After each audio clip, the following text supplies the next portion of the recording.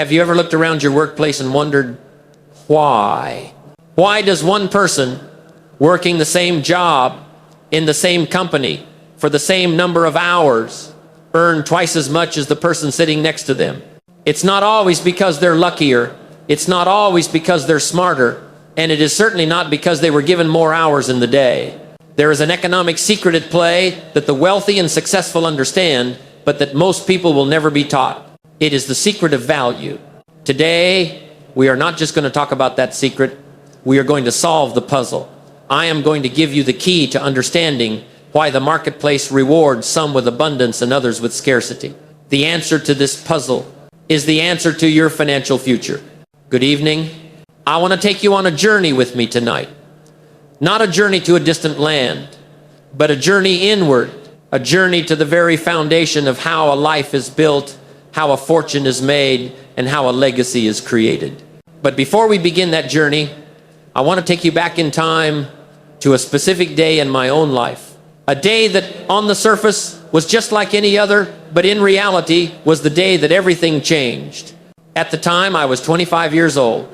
I was married, I had a young family, and I was full of what I thought was ambition, but my reality did not match my ambition.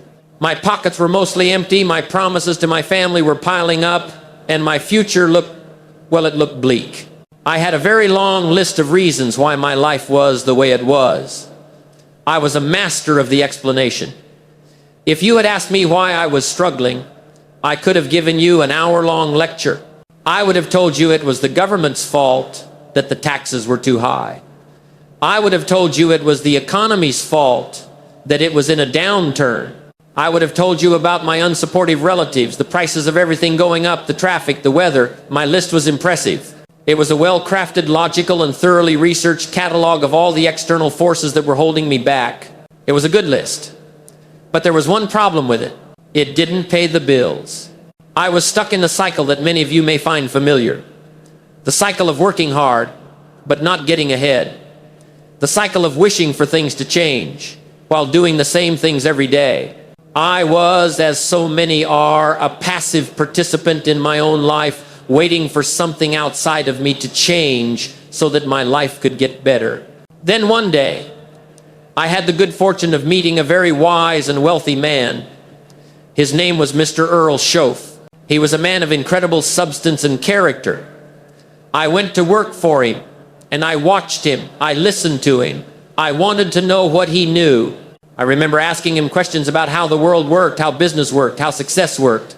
And one day, after listening patiently to my long list of complaints and external problems, he looked at me with a kind but firm expression, and he gave me a single piece of advice. He didn't offer me a loan. He didn't give me a hot stock tip. He didn't give me a secret technique for closing a sale. He gave me something far more valuable. He gave me a challenge that, I must tell you, completely shattered my old way of thinking and became the unshakable foundation of my new life. He said, Jim, if you truly want to be wealthy and happy, if you want to change the very trajectory of your life, you must remember this one thing for the rest of your days. Work harder on yourself than you do on your job. Now, I had never heard anything like that before. My entire upbringing, my entire education had taught me the opposite. I was taught that the formula for success was to work hard on your job. You show up early. You stay late. You become a loyal and dedicated employee. And Mr. Schoaf said, no, Jim, that will only make you a living.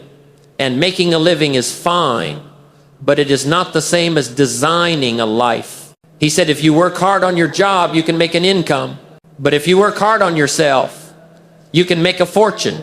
That single piece of advice was the turning point. It was the day I stopped looking outward for the answers and started looking inward. Since that day, I have been a committed, lifelong student of one subject above all others: personal development. The art and science of working on myself. And I will admit to you, it is the most demanding task I have ever undertaken. It is far more difficult than any job I have ever had.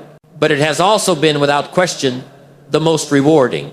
Because here is the great foundational truth that I learned from that single piece of advice. It is the fundamental law of life, as real as the law of gravity. And it is this: to have more than you've got You must become more than you are. This is where your primary focus must lie. Not on your boss, not on the economy, not on your circumstances, but on you. Because if you do not change who you are, if you do not grow into a person of greater value, skill, and character, you will always have what you've got. You see, your life as it is right now is a perfect reflection of the person you have been up until this moment. What you have today, you have attracted by the person you have become. This is a difficult concept for many people to accept. They want to believe that if they just got lucky, if someone just handed them $1 million, all their problems would be solved. But this is a fantasy. A wise man once said, if you were to take all the money in the world and divide it equally among everybody, it would not be long before it was all back in the same pockets. Why? Because it is hard to keep that which has not been obtained through personal development. If someone handed you $1 million, you had better hurry up and become a millionaire in your mindset, in your habits, in your character. If you don't, the money will soon be gone, like water slipping through the fingers of a person who has not learned how to make a cup with their hands. Your income will seldom outpace your personal growth. Luck can give you a temporary boost. A windfall can happen. But unless you grow into the person who can handle that level of success and responsibility, that luck will evaporate. The universe has a way of correcting the imbalance. This brings us to the core of our entire discussion. We must abandon the great lie that has held so many people captive. The lie is this: success is something you get. The truth is, success is something you develop. Happiness is not something you chase. It is something you become. Wealth is not something you find. It is something you build, first in your character, then in your bank account. The goal, then, is not to chase the butterfly of success. The goal is to tend to your own garden, to cultivate your own skills, your own philosophy, your own character, so that your garden becomes so attractive that the butterflies of success have no choice but to come and land there. The great question of life is not, what am I getting? The truly life-altering question is, what am I becoming? Because what you become is directly connected to what you get. They go hand in hand. Who you are is what determines what you attract. So, if this is the foundational principle, if the great work of life is the work we do on ourselves, how do we begin? Where do we start this process of becoming? We must first understand the great economic puzzle that baffled me for so many years, the puzzle of why some people are rewarded so much more than others in the marketplace. We must understand the profound difference between time and value. This will be the first part of our journey. Then, we must explore the specific areas of growth. If we are to work on ourselves, what are the primary dimensions we must develop? We will discuss the 3 dimensions of becoming: the spiritual, the physical, and the mental. After that, we must understand that even as we work on ourselves, life will present us with inevitable challenges. We must learn to navigate the seasons of life, understanding that there is a time to plant, a time to nurture, a time to harvest, and a time to endure the cold of winter. And while we are on this journey, we must be vigilant against the internal saboteurs, the procrastination, the blame, and the excuses that will try to derail our progress. And finally, we must learn that all of this work, this entire process of becoming, is held together by one master key, the key of discipline. This is the journey we are about to embark on. It is not a journey of tricks or secrets. It is a journey into the simple, profound, and unshakable foundations of a significant life. It all started for me with that one piece of advice.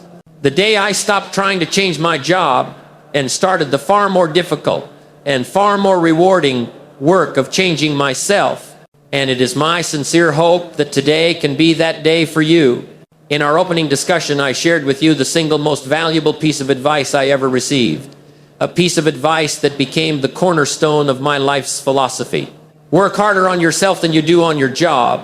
We established that the great law of life is that to have more than you've got, you must become more than you are. But to truly understand the profound economic power of that statement, we must first solve a puzzle that baffled me for years when I was just starting out. It is a puzzle that, once you understand its solution, will forever change the way you look at your work, your career, and your income. Here is the puzzle. I would look around the company where I worked, and I would see 2 people. Let's call them John and Mary. John and Mary worked in the same department. They had the same job title. They had similar educational backgrounds. They both arrived at 8 in the morning and left at 5 in the evening. They had both been with the company for 5 years. And yet John was earning $2,000 a month and Mary was earning $4,000 a month. Double. Now, this fascinated me. Here were two people in the same environment with the same job, putting in the same amount of time. What could possibly account for such a dramatic difference in their compensation? My first thought, the thought of a naive young man, was that it must be a matter of time. I told myself, well, Mary must have some extra time I don't know about. If I just had more time, I could earn more money too. But what a foolish idea that is. That is the great universal excuse, if only I had more time. Let me be clear with you, there is no more time. The great equalizer of all humanity, rich and poor, successful and struggling, is the clock. We all get the same 24 hours in a day. The sun sets on all of us. Midnight arrives for the millionaire just as it does for the pauper. You cannot get more time.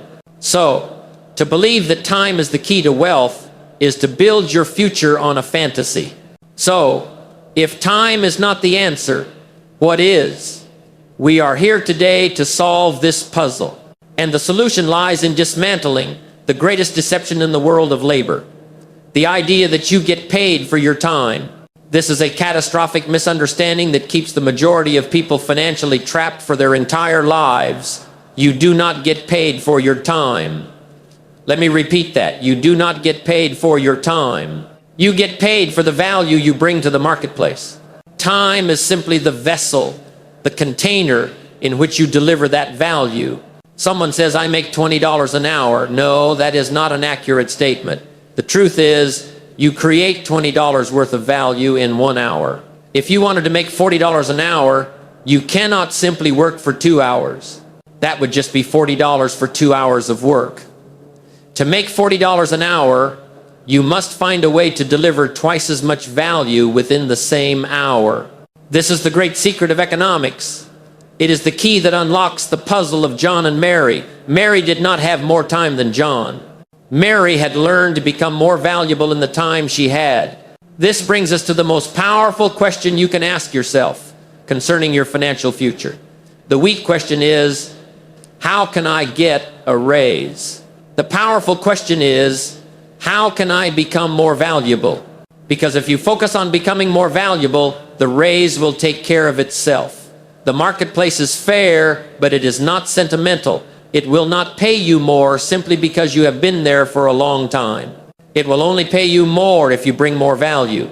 This leads us to a tragic but common phenomenon, the experience trap. A person says, I have 10 years of experience. Why am I not the manager? Why is my income not higher? But upon closer inspection, you often find that this person does not have 10 years of unique growing experience. They have simply repeated 1 year of experience 10 times. They learned their job in the first year and then they coasted for the next 9.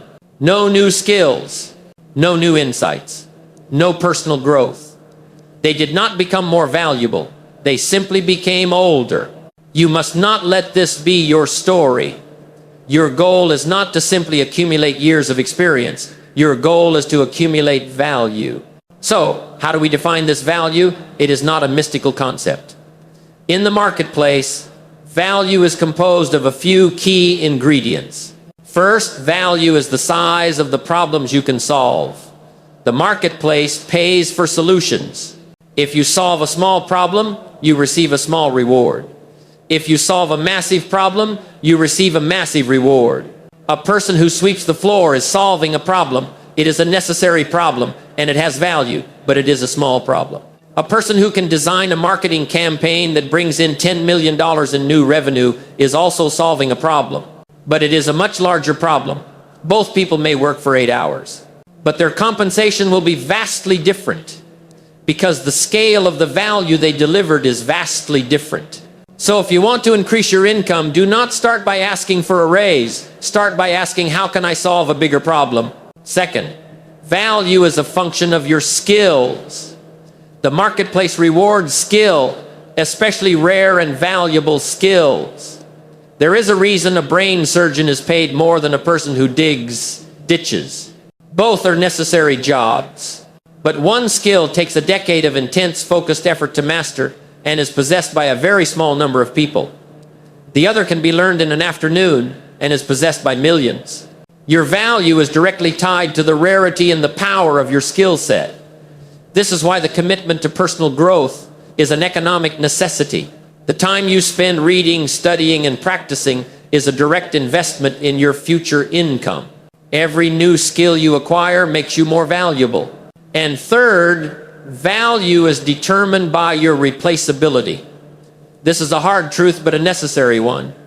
Your value in the marketplace is inversely proportional to how easily you can be replaced.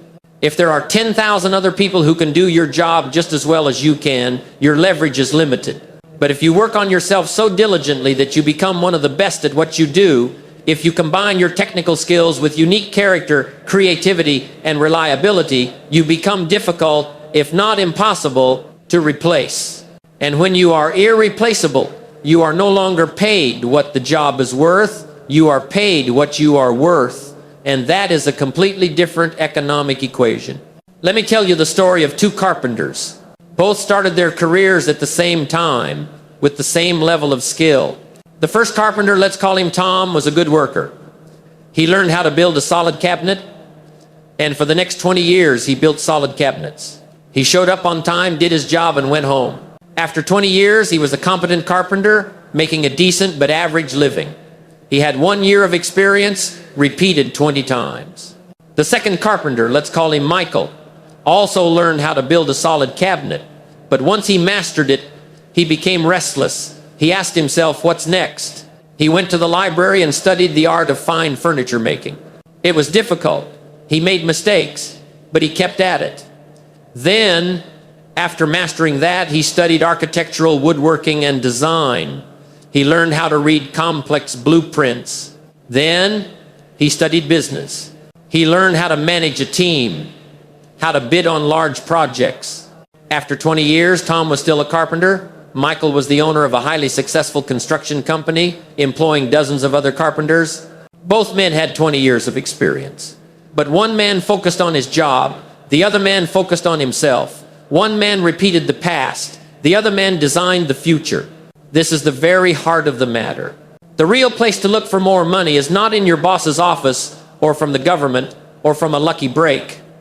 The real place to look for more is within yourself. So the great question of your career is not, what is the job paying? The great question is, what is this job making of me? Is it forcing you to grow? Is it demanding that you learn new skills? Is it pushing you to become a better version of yourself? Because if it is, then you are being paid in two ways. Once in your paycheck and once in your personal growth. And the second payment is infinitely more valuable. You must escape the trap of just working for a living. You must begin the noble enterprise of designing a life. And that begins by shifting your entire focus from the hours you put in to the value you create. So, how do we begin this process of becoming more valuable? That is the subject of our next discussion.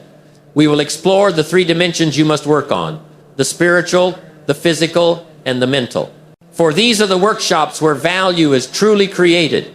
But for now, I ask you to leave here today with this new life-altering question burning in your mind.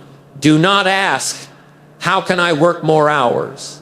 Ask, what can I do starting today to become more valuable tomorrow? The answer to that question is the beginning of your journey to a new life. In our last session, we solved the great economic puzzle. We dismantled the myth of getting paid for time and replaced it with a profound and liberating truth. You get paid for the value you bring to the marketplace. We established that the life-changing question is not, how can I get a raise, but how can I become more valuable? This is the question upon which all personal progress is built. It is the question that separates a life of stagnation from a life of constant upward growth. And today, we are going to answer it. If the great work of life is to become more, then how is it done? Where does this work take place? It is not a mystical process. It is a practical one. The work of becoming more valuable, of building a life of substance and success, takes place in 3 fundamental workshops. I call them the 3 dimensions of becoming more. Think of a 3-legged stool. If all 3 legs are strong and of equal length, the stool is solid, stable, and unshakable. You can stand on it to reach for the highest shelves. But if one leg is weak or shorter than the others, the entire structure is compromised. It is unstable. It is unreliable. Your life is that stool. To build a life of balance, strength, and power, you must diligently work on all 3 legs. To neglect one is to jeopardize the entire structure. Let us enter the first workshop. This is the dimension that serves as the foundation for the other 2. This is spiritual growth. Now, when I say the word spiritual, I am not necessarily talking about religion, though for many that is a part of it. I am talking about the development of your unseen self. The part of you that is your character, your integrity, your values, your principles. It is the quality of your human spirit. You see, the marketplace, and indeed life itself, may pay for skill, but it ultimately rewards character. You can be the most talented person in the world with a mind like a steel trap, but if you are not a person of integrity, your success will be short-lived. The most valuable currency in all of human interaction is trust. A business relationship without trust is just a transaction waiting to fall apart. A personal relationship without trust is just a fragile arrangement. And trust is not something you can learn from a book. It is a byproduct of your character. How do you work on your spiritual self? It is done in the quiet moments of daily choice. It is the discipline of being honest when a small lie would be easier. It is the commitment to keeping your word, even when it is inconvenient. It is the decision to do the right thing, especially when no one is watching. It is about asking yourself the hard questions. What do I stand for? What are my non-negotiable principles? Am I a person of my word? Do I treat others with respect regardless of their station? Think of it like tending to the roots of a great tree. No one sees the roots. The world only sees the branches and the fruit, but the strength of the entire tree, its ability to withstand the storms, comes from the depth and the health of those unseen roots. Your character is your roots. Do not become a person with beautiful branches and shallow roots. It is a recipe for disaster when the first winter storm arrives. A person of weak character may achieve temporary success through trickery or charm, as we see all the time, but it never lasts. A person of strong character, of deep integrity, builds a reputation that becomes their greatest asset. They become a magnet for opportunity because the world is starved for people it can truly trust. Do not neglect this first most important dimension. Now, let us move to the second leg of our stool. This is the most visible dimension and the one most often neglected in the pursuit of wealth. This is physical growth. Your body is the house your mind lives in. It is the physical vessel for your ambition. It is the machine that must carry you through the long and often demanding journey of building a significant life. And how do most people treat this priceless machine? They fuel it with garbage. They let it sit and rust from disuse. They abuse it with a lack of rest. And then they wonder why they lack the energy, the clarity, and the stamina to pursue their goals with vigor. A brilliant mind and a weak, neglected body is like a world-class race car driver given a car with 3 flat tires. The potential is there, but the vehicle is compromised. You cannot perform at your best if you do not feel your best. Working on your physical self is a profound act of discipline and self-respect. It has 3 primary components. First is movement. Your body was designed to move. It was not designed to sit in a chair for 10 hours a day. You do not have to become a professional athlete, but you must commit to the daily discipline of moving your body. A brisk walk, a short workout, taking the stairs instead of the elevator.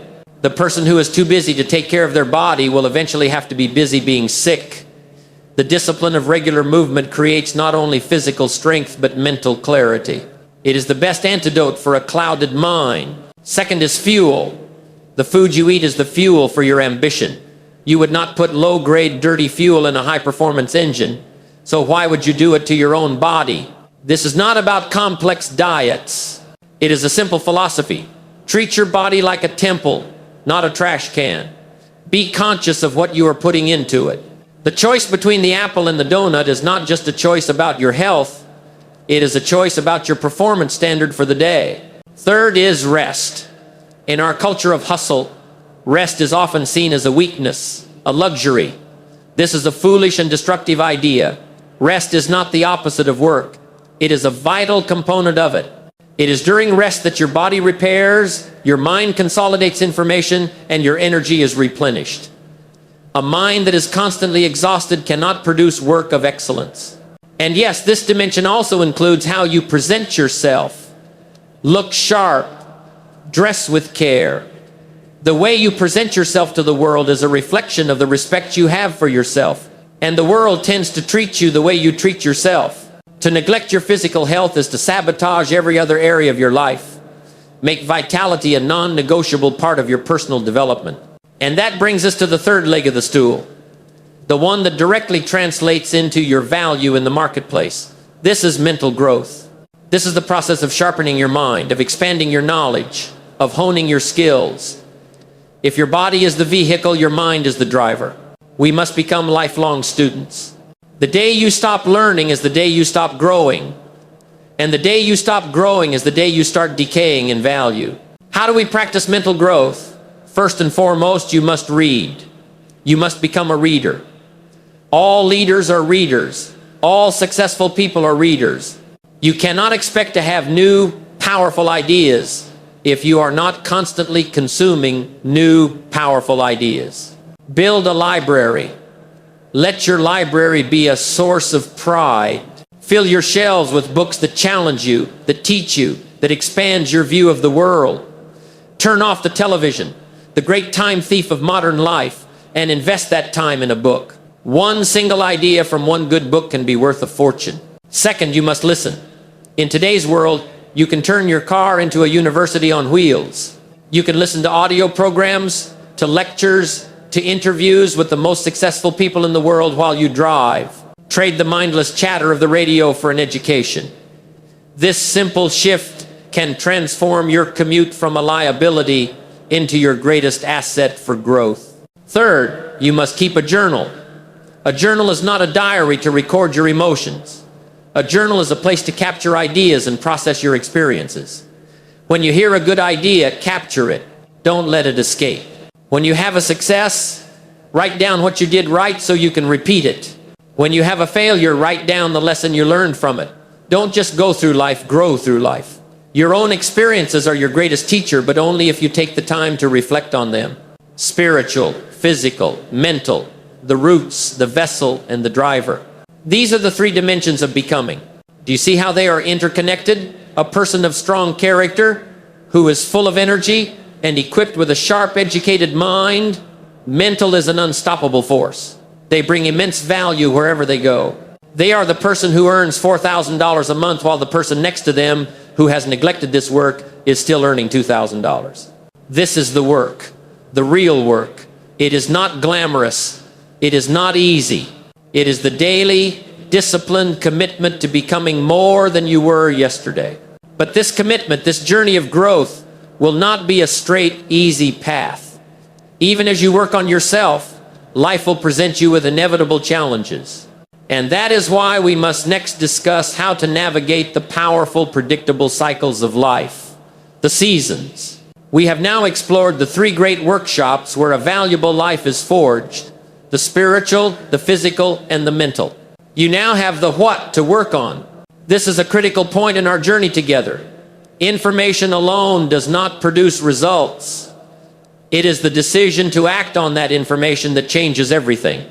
If you are serious about becoming the architect of a more valuable life, if you are committed to this journey of becoming, I invite you to make a simple but powerful commitment right now. Subscribe to this channel. Let this be your first act of investing in your own mental growth. Make this a place you return to gather the ideas and the resolve needed to build your future. Make the commitment and let us continue this journey together. In our journey so far, we have done the critical internal work. We have established the life-altering principle that to have more, we must first become more. We have dissected the economic puzzle of value over time. and we have explored the three dimensions of growth: the spiritual, the physical, and the mental.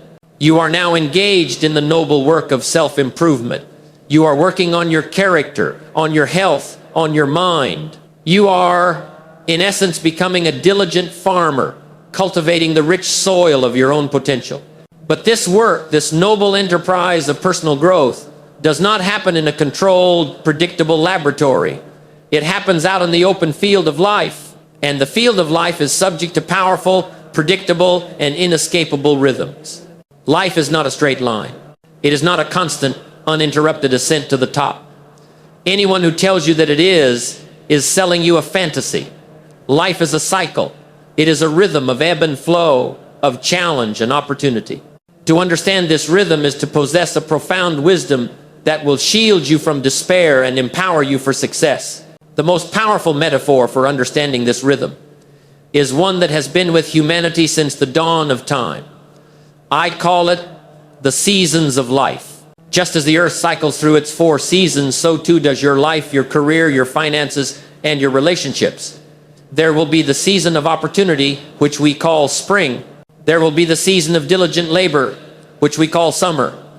There will be the season of reward, which we call fall. And then, inevitably, there will be the season of adversity, which we call winter. The greatest mistake you can make is to fight the seasons. The amateur wishes it were summer in the dead of winter. They complain about the rain in the spring. They are surprised by the first frost of autumn. They live in a state of constant frustration because they are trying to impose their own will upon an unchanging natural law. The wise person, the master architect, does not fight the seasons. They learn to understand them. They learn to leverage them. They learn to take the appropriate action in the appropriate season. They do not wish it were not winter. They use the winter to their advantage. Today we will learn how. Let us begin with the season of hope and boundless potential, spring. Spring is the season of opportunity. After a long cold winter, the ground thaws, the sun returns, and the world is alive with the chance to begin anew. In your life, a spring can manifest in many ways. It can be a brilliant new idea for a business. It can be a new job offer, a new relationship, a new mentor who enters your life. It is that window of time when the soil of your circumstances is fertile and ready for new seeds. The primary challenge of spring is to recognize it and to act upon it with urgency. Some people sleep through their springs. They have become so accustomed to the cold and barrenness of their personal winter that they don't even notice when the opportunity to plant has arrived. They are still hibernating while the sun is shining. Others recognize the spring, but they are too timid. They overanalyze. They wait for the perfect conditions.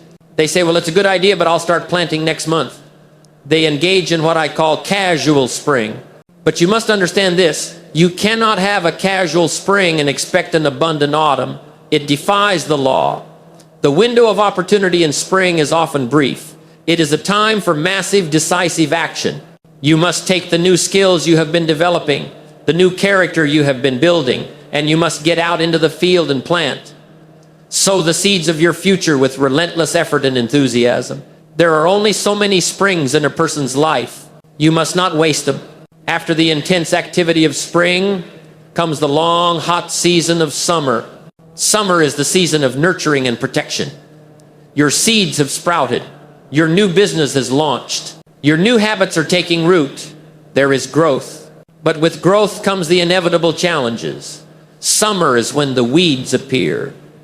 The weeds are the small daily doubts that creep into your mind. They are the unexpected problems that arise. They are the small neglects that threaten to choke your progress.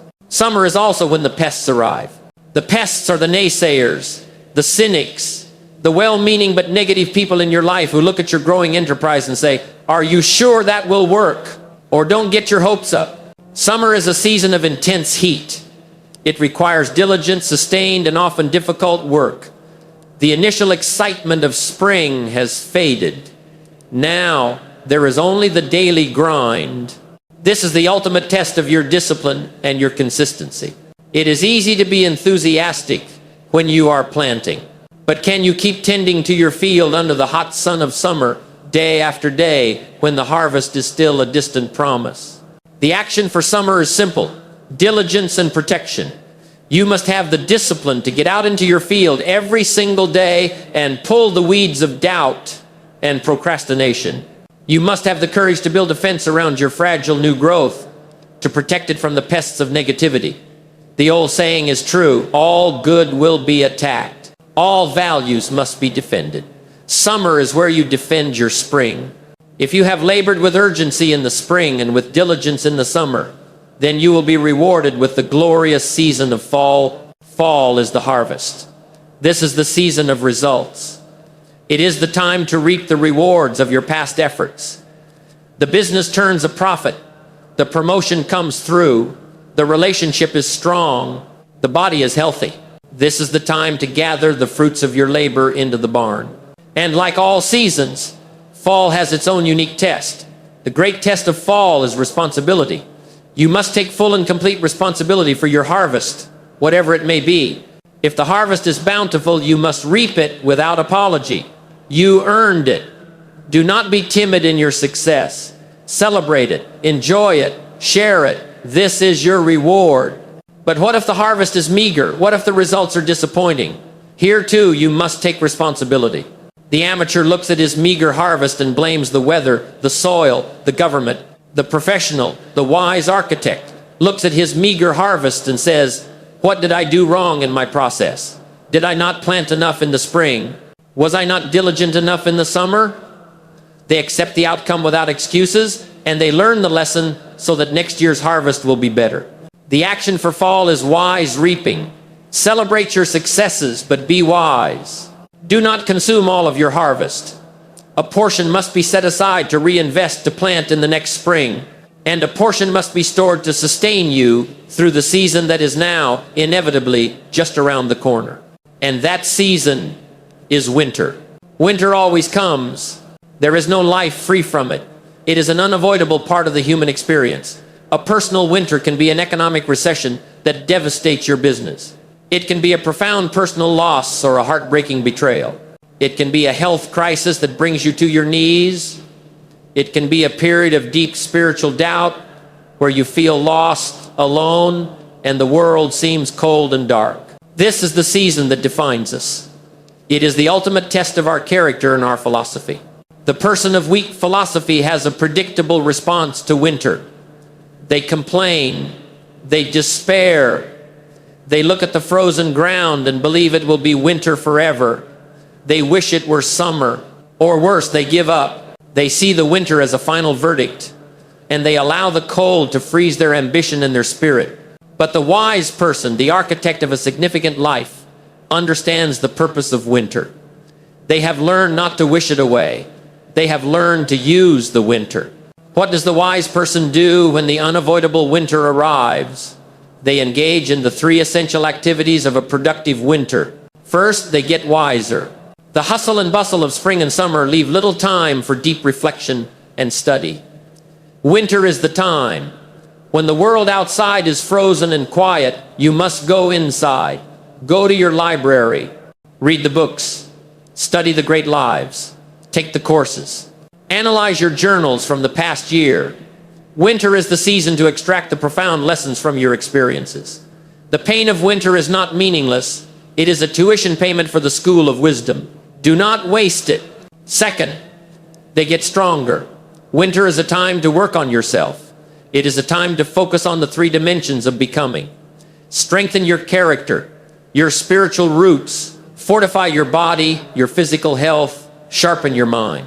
When the external opportunities are scarce, you must focus on improving the internal asset you own. Do not wish for fewer problems, wish for more skills. Do not wish for less challenge, wish for more wisdom. Winter is nature's gift of time to improve yourself. And finally, with the wisdom and strength they have cultivated, they get ready. While the world is hibernating and complaining about the cold, the architect is in their study drawing the blueprints for the next spring. They are setting their goals. They are refining their strategy. They know with an unshakable faith that spring will come again. It always does. And they are determined to be prepared to take full advantage of it when it arrives. Do you see the profound difference? One mindset leads to despair, the other leads to renewal. Winter is not a punishment, it is a preparation. It is the necessary season that forces the roots to grow deep so that the tree can grow taller in the next season of sun. So I ask you, what season are you in right now in your life? Are you in a spring of opportunity? Then you must act with urgency. Are you in a summer of struggle? Then you must protect your vision with diligence. Are you in a glorious fall harvest? Then you must reap with gratitude and prepare with wisdom. Or are you perhaps in a winter? If so, do not despair. It is not the end. It is your time to grow, to learn, to plan. Your next spring is being prepared for you right now beneath the frozen ground. The architect who understands the seasons is never a victim of them. They are a master of the cycles of life. In our journey together thus far, we have laid out a magnificent plan. We have committed to the great work of becoming more spiritually, physically, and mentally. We have learned to see life not as a straight line, but as a series of seasons, each with its own purpose and its own demands. We have, in essence, drawn the blueprints for a significant life. We have planted the seeds of new habits and new thinking in the fertile soil of our minds. But any good farmer will tell you that planting the seed is only the beginning of the battle. The moment a valuable crop begins to grow, it will inevitably be attacked. The weeds will try to choke it. The pests will try to devour it. The same is true for your personal growth. The moment you make a sincere commitment to become more, to build a better life, you will be met with a powerful and relentless resistance. But this resistance, I must tell you, rarely comes from the outside world. The greatest enemies you will ever face are not your competitors, your circumstances, or the economy. The greatest enemies are the saboteurs that live within you. Today, we are going to drag these enemies out of the shadows and into the bright, unflinching light of awareness. For you cannot defeat an enemy you do not understand. We are here to dissect the three great internal saboteurs that have destroyed more dreams, sabotaged more potential, and caused more regret than all the external obstacles in the world combined. These are the enemies of all growth. Let us begin with the most subtle and pervasive of the three. It is a silent thief that robs you of your most precious, non-renewable asset, your life itself. This saboteur is called procrastination. Procrastination is the art of keeping up with yesterday. It is the arrogant belief that the future holds a more convenient time to do the difficult work of today. We tell ourselves, I'll start tomorrow. But tomorrow is a mythical land, a beautiful island called Someday Isle, where all our great ambitions and unfulfilled potential go to die. The danger of procrastination is its subtlety. It does not feel like a catastrophic failure. A small delay today seems harmless.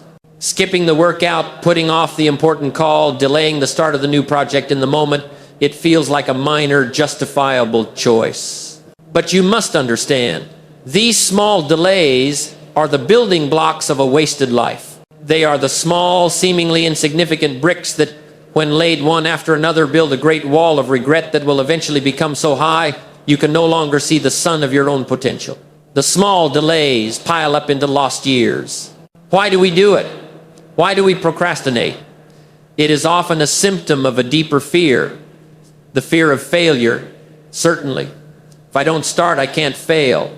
But also the fear of success, the fear of the responsibility and the new challenges that success will bring. And so we wait. We wait for the perfect moment, the perfect plan, but the perfect moment never comes. The only time you have is now. The second saboteur is perhaps the most corrosive to the human spirit. It is the one that strips you of all your power and turns you into a perpetual spectator in your own life. This enemy is blame. Blame is the act of pointing a finger. It is the art of assigning responsibility for your lack of results to anyone and everyone but yourself. It is the most effective way to keep yourself from facing your own growth. I must confess to you, for a time in my life, I was a master of the blame game. I had a long, impressive list of all the things that were holding me back. My list included the government, the taxes, the prices of goods, the traffic, my negative relatives. You name it, it was on my list. I carried this list with me as my justification, my proof that my lack of success was not my fault. One day my mentor, Mr. Schoaf, asked me a simple question. He said, Jim, just out of curiosity, why haven't you done well up to this point? I was thrilled. This was my chance. I eagerly pulled out my list and began to read it to him with great passion. I went on and on. And when I finally finished, he looked at me, paused for a moment and said, young man, there is only one thing wrong with your list. I asked, what is that? He said, you're not on it. That single observation hit me like a bolt of lightning. In that moment, I realized that as long as my name was not on the list, as long as I believed the problem was out there, I was powerless. I was a victim. That day I went home and I tore up my old list and I started a new one. And on that new list I wrote only one word, me. That was the day my life began to change.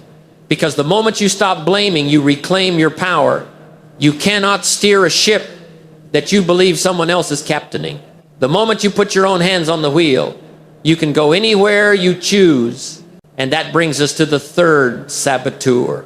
This is the one that feeds the other two. It is the intellectual armor we wear to protect ourselves from the discomfort of growth.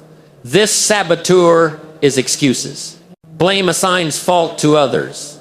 Excuses justify our own inaction. And people will invent a million excuses instead of earning $1 million. An excuse is a well-planned lie. And the most dangerous lies are the ones we tell to ourselves. I don't have enough time. I don't have enough education. I'm too old. I'm too young. The problem with an excuse is that it sounds so reasonable. It's almost always rooted in a half-truth, which makes it so seductive. You are busy. The economy is uncertain. But the excuse is not the fact itself. It is the conclusion you draw from it. It is the conclusion that says, therefore, I cannot act. The person with a strong mindset sees the same set of facts and draws a different conclusion. I am busy. Therefore, I must be more disciplined with my schedule. The economy is uncertain. Therefore, I must work on myself to become more valuable. An excuse is a dead end. A powerful mindset turns every reason for failure into a reason for action. You must become a warrior against your own excuses. The next time you hear yourself making an excuse, I want you to stop and challenge it. Ask yourself, is this a law of nature, or is it simply an obstacle I have not yet figured out how to overcome? Because the truth is, someone else has faced your same challenge and found a way. Someone else with less time, less money, and more problems has already achieved what you claim is impossible. The difference was not their circumstances. The difference was their refusal to accept their own excuses. Procrastination, blame, and excuses. These are the three great enemies of growth. They are the weeds and the pests that will choke the seeds of your ambition. Do you see how they work together? They form a powerful, self-reinforcing prison. Blame makes you feel like a victim. The victim mentality tells you that you are powerless. And your excuses provide the rational-sounding reasons why your powerlessness is justified. It is a perfect system for keeping a person stuck for their entire life. To build a life of significance, you must declare a total and unconditional war on these three saboteurs. You must become a vigilant guardian of your own mind. How? By understanding that the only weapon powerful enough to defeat all three of these enemies consistently, day after day, is the one we have been leading up to. It is the master key to a well-designed life. It is the subject of our final and most important discussion, discipline. We have traveled a great distance together on this journey of self-discovery and personal architecture. We began with the life-altering revelation from my mentor, Mr. Schoaf, that the great work of life is to work harder on yourself than you do on your job. We then solved the great economic puzzle, understanding that we are rewarded not for our time, but for our value. We entered the architect's workshop and explored the three dimensions of becoming more: the spiritual, the physical, and the mental, the practical avenues for increasing that value. We learned to navigate the inevitable challenges and opportunities of life by understanding the seasons. And finally, we identified the internal saboteurs of procrastination, blame, and excuses that stand as the greatest enemies of our growth. We have diagnosed the problems. We have laid out the philosophies. We have understood the laws. And now we arrive at the final and most practical question of all. What is the one force, the one quality, the one single human virtue that makes all of this possible? What is the tool that allows you to work on yourself when you'd rather be resting? What is the power that enables you to plant your seeds in the spring and pull the weeds in the summer? What is the inner strength that allows you to conquer the saboteurs of blame and excuses? There is one such power. It is the master key that unlocks every door to success, wealth, and happiness. It is the foundation of all achievement, and that key is discipline. Discipline is the bridge between your intention and your accomplishment. It is the magic ingredient that transforms a noble philosophy into a tangible reality. Without it, the most brilliant blueprint is just a piece of paper. Without it, the richest soil will lie fallow. Without it, potential remains forever untapped. But we must first redefine this powerful word. For many, discipline sounds like a punishment, a life of restriction and drudgery. Nothing could be further from the truth. Discipline is not a chain. It is the set of wings that gives you the freedom to fly. It is the highest form of self-love because it is the act of giving your future self the gift of a better life paid for by your efforts today. Let us explore the two faces of this powerful virtue. First, there is the discipline of restraint. This is the classic definition. This is the discipline of saying no to the extra piece of cake, saying no to the frivolous purchase, saying no to the hour of mindless television, saying no to the voice of procrastination that whispers tomorrow. This is the defensive aspect of discipline. It is the fence you build around your garden to keep the pests out. It is essential, but there is a second and far more powerful face of discipline. It is the discipline of initiative. This is the discipline of saying yes. It is the discipline to begin, the discipline to get out of bed when the alarm rings, the discipline to make the first phone call, the discipline to open the book and read the first page, the discipline to start the project when you don't have it all figured out. This is the offensive aspect of discipline. And this is where most people fail. They wait. They wait for motivation. They wait for inspiration. They wait to feel like it. Let me be clear. Motivation is not the cause of action. Motivation is the result of action. You cannot steer a parked car. The act of disciplined initiative is what creates the momentum that in turn generates the feeling of motivation. Don't wait for the feeling. Start the action. The feeling will find you on the way. So how do we cultivate this master skill? How do we build this muscle of the will? It is not a mystery. It is a process. First, you must understand the principle of starting small. Discipline is not built in one heroic act of willpower. It is built in 1,000 small daily choices. You do not begin your physical training by attempting to lift 500 pounds. You would fail, and in your failure, you would give up. No, you start with a weight you can handle. The same is true for discipline. If you want to change your life, do not start by trying to change everything at once. Start with one small, simple discipline. Can you discipline yourself to wake up 15 minutes earlier? Can you discipline yourself to read 10 pages of a good book every day? Can you discipline yourself, as my mentor suggested to me, to skip the butter on your toast? These acts seem trivial, insignificant, but they are not.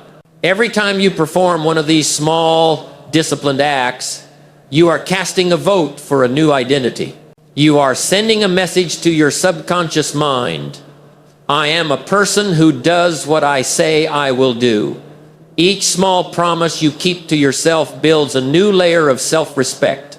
The small disciplines, when practiced consistently, lead to big results. You cannot manage a fortune if you cannot manage a dollar. You cannot lead a company if you cannot first lead yourself out of bed in the morning. Start small. Build the muscle. Second, you must understand the compounding effect of discipline. A single disciplined act will not change your life. 1,000 disciplined acts performed consistently will create a completely new reality. The discipline to save $10 a week seems small, but over a year, that is over $500. Over 10 years, with the magic of compound interest, that small discipline has become a small fortune. The discipline to read 10 pages a day seems small, But that is over 3,000 pages a year, 30 to 40 books. In 5 years, you could become an expert in any field simply through this one small daily discipline. The same is true in reverse.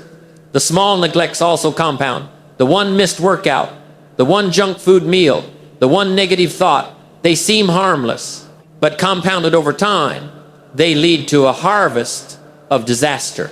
Success is nothing more than a few simple disciplines practiced every day, and failure is nothing more than a few errors in judgment repeated every day.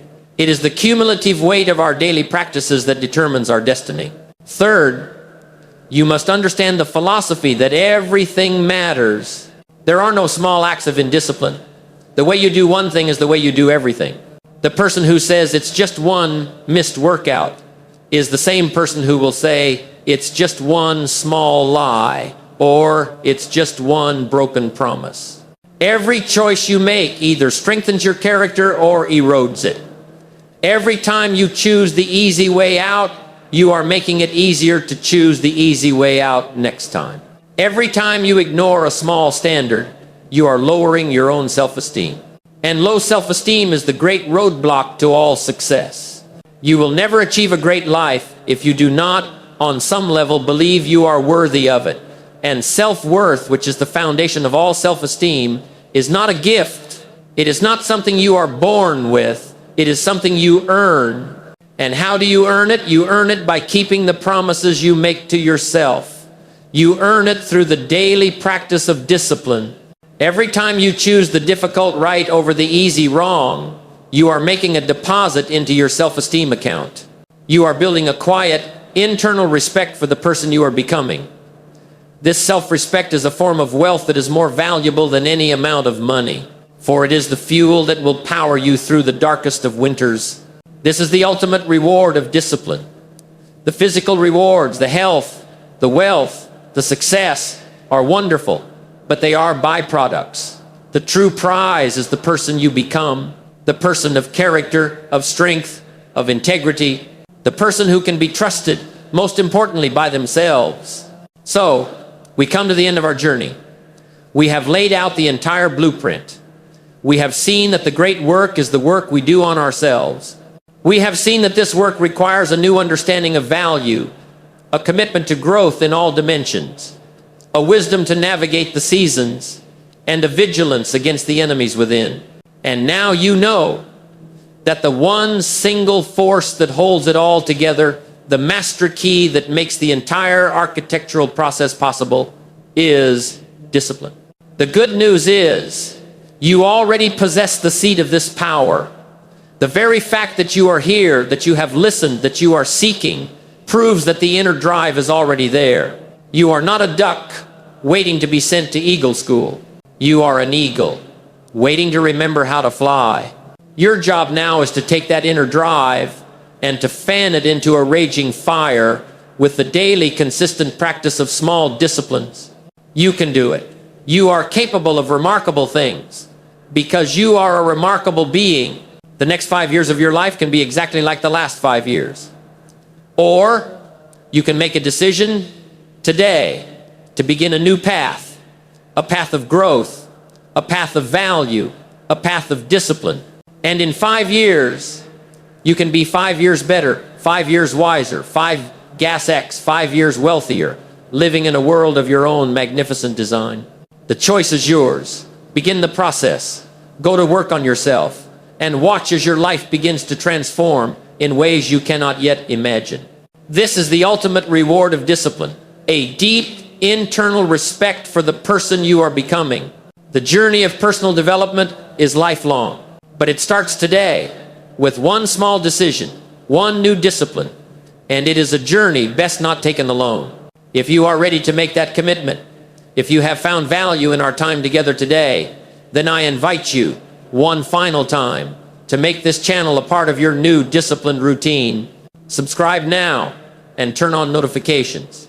Join a community of individuals who are also on this path, who are committed to working harder on themselves than they do on their jobs.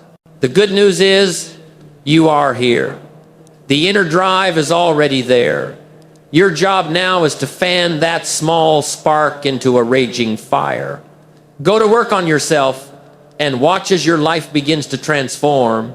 This is the ultimate reward of discipline, a deep internal respect for the person you are becoming. The journey of personal development is lifelong, but it starts today with one small decision, one new discipline, and it is a journey best not taken alone. If you are ready to make that commitment, if you have found value in our time together today, then I invite you one final time to make this channel a part of your new discipline routine. Subscribe now and turn on notifications. Join a community of individuals who are also on this path, who are committed to working harder on themselves than they do on their jobs. The good news is you are here. The inner drive is already there. Your job now is to fan that small spark into a raging fire. Go to work on yourself and watch as your life begins to transform.